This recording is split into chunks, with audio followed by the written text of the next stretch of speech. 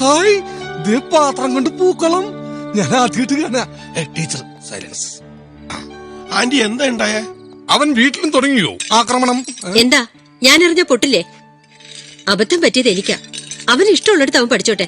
എന്തായാലും ഞങ്ങൾ രണ്ടുപേരും കൂടി ഇനി ആ കോളേജിൽ വേണ്ട. അയ്യോ, അത്രക്ക് കടുത്ത തീരുമാനമൊന്നും വേണ്ട. അവനെ കൊണ്ട് സമ്മതിപ്പിച്ച് ഞങ്ങളൊക്കെ അല്ലേ. അപ്പ കുറച്ച് ഉത്തരവാദിത്വം ഞങ്ങൾക്കും ഉണ്ട്. എവിടെ അവൻ? വിളിക്കൂ, ഞാൻ ശാസിക്കട്ടെ. എടാ ശ്യാം. പപ്പാ, നാടകമൊന്നും എന്റെ അടുത്ത് വേണ്ട. ശാസിക്കാനല്ല അഭിനന്ദിക്കാനാ വന്നതെന്ന് എനിക്കറിയാം.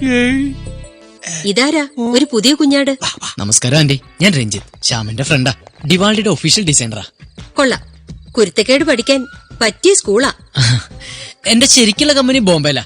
ഇതൊക്കെ ഞാൻ ഡിസൈൻ ചെയ്തതാ. ഇത് വളരെ ഓൾഡ് ഫാഷൻ അല്ലേ? ഞങ്ങളുടെ എല്ലാ സ്വപ്നങ്ങളും തകർത്ത് കളഞ്ഞില്ലടാ. അവിടെ ചെന്ന് കാലെടുത്ത് വെച്ചില്ല. അതിനു മുമ്പ് വാങ്ങിച്ചില്ലേ സസ്പെൻഷൻ. ഒരു 10-35 പ്രേമം, 4 ചെറിയ ചെറിയ പീഡനങ്ങൾ. ഇത്രയൊക്കെ നിന്നിൽ നിന്ന് പ്രതീക്ഷിച്ചത് തെറ്റാടാ. ഇതിന്റെ പേര് നിന്നെ ഡിസ്മിസ് ചെയ്താലും ഞങ്ങൾക്ക് അഭിമാനമായിരുന്നു. ബീക്കിരി പെണ്ണായിട്ട് ഗുസ്തി പിടിച്ചേന്. അവളുടെ സ്ഥാനത്ത് വല്ല ആമ്പിള്ളാരും ആയിരുന്നെങ്കിൽ എപ്പ വാരിയൽ ഒടിഞ്ഞെന്ന് ചോദിച്ചാ മതി. അത് ശരി, അടി കൊടുക്കാനല്ലേ പറ്റാത്തുള്ളൂ. വിളി, അവക്കൊരാശ്വാസമാവട്ടെ. വിളിച്ചിട്ട് തന്തക്കും തള്ളക്കും മുത്തിക്കും 10 തലമുറക്കും വിളിക്കുന്നറി. അത് കേട്ട് തനിക്കൊരു തെരു പോലും പറയാൻ പറ്റിയില്ലല്ലോ നോർത്ത് മനന്നന്ത് അവൾ ആത്മഹത്യ ചെയ്യണം. എടോ ഡിവാൾഡി, ഒരു 4 ചെത്ത് തെറി പറഞ്ഞേ. ഏയ്, തെറി പറയേണ്ട തെറ്റൊന്നും ശ്യാം ചെയ്തിട്ടില്ല. അല്ലെങ്കിൽ ആ കുട്ടി ഒരു അഹങ്കാരിയാ.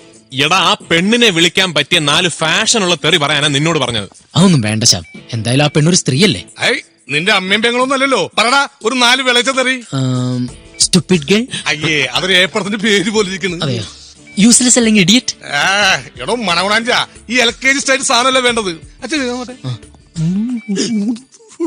ഇതുപോലെ വല്ല സാധനം ഉണ്ടാ? റിങ്ങുണ്ട്.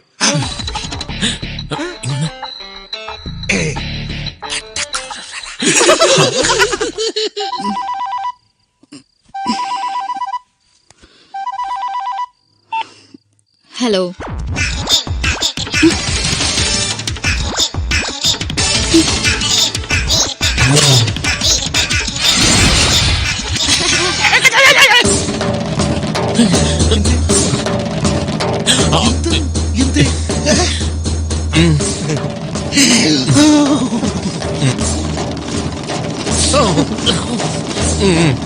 തെറി കേട്ടിട്ട് ഇവളുടെ വീട് കൊടുങ്ങല്ലൂർ ഭാഗത്ത് എവിടെയാണെന്ന് തോന്നുന്നു.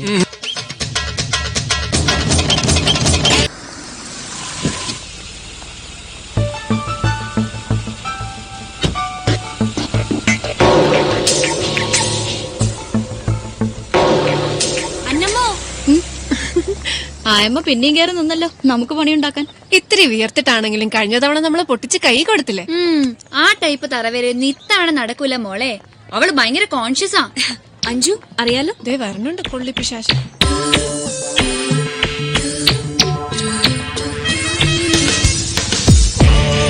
ഹലോ ഹലോ ഹലോ, നമസ്കാരം.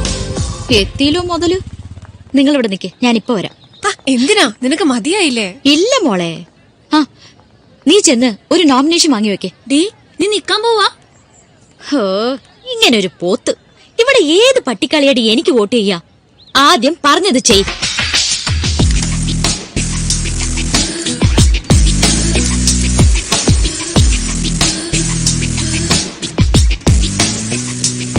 കണ്ണു ചിമ്മാതെ നിന്നു. ഒരടി ഇപ്പൊ കാണാം. ശ്യാമിനെ നമ്മളോട് നിർത്താൻ അവളായിട്ടൊരവസരം തരിക. അന്നമ്മ സാറ് രാവിലെ തന്നെ ചാർജ് എടുത്തല്ലോ. സാറിനേക്കാൾ 10 മിനിറ്റ് മുമ്പെങ്കിലും ചാർജ് എടുക്കണ്ടേ? അപ്പൊ എങ്ങനാ, നമ്മുടെ സെക്കൻഡ് റൗണ്ട് തുടങ്ങല്ലേ? അത് തുടങ്ങാം.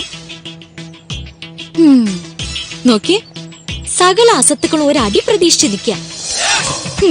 വിടിച്ചേട്ടാ വണ്ടി.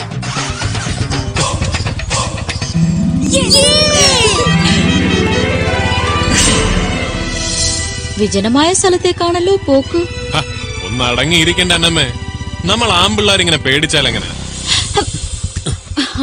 Anyway, thank you very much ചേട്ടാ. എന്തിന്? എന്നെ ഹെൽപ്പ് ചെയ്തതിന്. ഹെൽപ്പോ?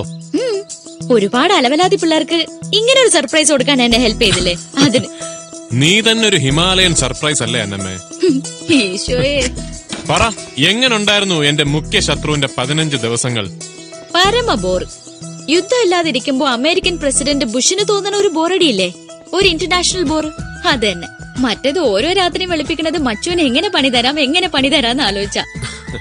സത്യം പറഞ്ഞ അന്നമ്മേ, നിന്നെ കണ്ട ആദ്യം തോന്നുന്നത് പടച്ചോനെ ഇതൊരാണായിരുന്നെങ്കിൽ ഇടിച്ച് നെഞ്ചും കൂട് തകർക്കായിരുന്നല്ലോ എന്ന്. ആ പിന്നൊരു ആശ്വാസം, നീ ഒരുത്തെങ്കിലും ഉണ്ടല്ലോ ഈ ക്യാമ്പസിലൊരു നേരം പോക്കിന്. അത് ചേട്ടാ, കാര്യങ്ങൾ ഇത്രയൊക്കെ ആയ സ്ഥിതിക്ക് ഒരു ഔപചാരിക സമാധാന ചർച്ച വേണ്ട. സ്ട്രെയിറ്റ് ആയിട്ട് നമുക്ക് സന്ധി ഒപ്പിടാം. എന്താ? ഇത് നോമിനേഷൻ പേപ്പർ. നന്ദന മത്സരിക്കുന്നു ചെയർപേഴ്സൺ സ്ഥാനത്തേക്ക്. നോമിനേറ്റ് ചെയ്യുന്നത് ശ്യാം. ഇങ്ങനെ ആവട്ടെ നമ്മുടെ സൗഹൃദ ഉടമ്പടി. ഒപ്പിട്ടോളൂ. എന്തിനാ അന്നമ്മേ വെറുതെ എന്റെ ഒരു ഒപ്പ് വേസ്റ്റ് ആക്കുന്നത്? ഇതുകൊണ്ടൊക്കെ വല്ല കാര്യമുണ്ടോ? പ്രീതയാണെങ്കിൽ പിള്ളേരുടെ കണ്ണിലുണ്ട്, നിങ്ങളോ കണ്ണിലെ കരടും. ഇത് വെറും ഒരു ഒപ്പല്ലല്ലോ മാഷേ, ഒപ്പിക്കലല്ലേ. എന്താ? അല്ല, ഒപ്പിട്ടോളൂ. ഇവിടെ ഈശ്വരാ, ദേ വരണു. ഇതൊരു ശീലാക്കണ്ട കേട്ടോ. ചുറ്റിക്കളിക്കാൻ നിൽക്കാതെ ഉടൻ സ്ഥലം വിട്ടേക്കണം. Thank you aunty. മോളെ, ഇത്രയ്ക്ക് റിസ്ക് എടുക്കണമെങ്കിൽ ആളെ അത്യാവശ്യക്കാരനാ. ഇവൻ നിന്നെയും കൊണ്ടേ പോകൂ. Good morning. ഞാൻ വനജാന്റിയെ കാണാൻ കയറിയതാ. അപ്പോഴാ നീ ഇവിടെ ഉണ്ടെന്ന് അറിഞ്ഞത്. ഇത് രഞ്ജു, എന്റെ ഫ്രണ്ടാ. ജമണ്ടം ഫാഷൻ ഡിസൈനർ ആണ്. നീ ഇത് ആരെ പരിചയപ്പെടുത്തണേ? ഇവരെയൊക്കെ എനിക്ക് നേരത്തെ അറിയാം. ഫെമിന ഷോയിലെ എന്റെ മെയിൻ ഐറ്റം പ്രസന്റ് ചെയ്യുന്നത് ഈ നന്ദനക്കുട്ടിയാ. ആണോ? ചേട്ടൻ തീരുമാനിച്ചോ? ഇവൻ പണ്ടേ അങ്ങനെ എല്ലാരും ഞെട്ടിക്കുന്ന തീരുമാനങ്ങളെ എടുക്കൂ. കൺഗ്രാറ്റ്സ്. നിന്റെ ഭാഗ്യം. നിങ്ങളോട് എത്ര പ്രാവശ്യം പറഞ്ഞു അച്ഛനെ ഇതൊന്നും ഇഷ്ടമില്ലാന്ന്? ഓ, അപ്പൊ തനിക്കിഷ്ടാണ്. മതി, എനിക്കത് മതി. സൂസമ്മോ, ഓ, ഈ ഭൂമി മലയാളത്തില് മോഡൽ അവൻ മൊഞ്ചുള്ള പെണ്ണൊരുത്തി ഇവള് മാത്രല്ലയോ? ആന്നേ.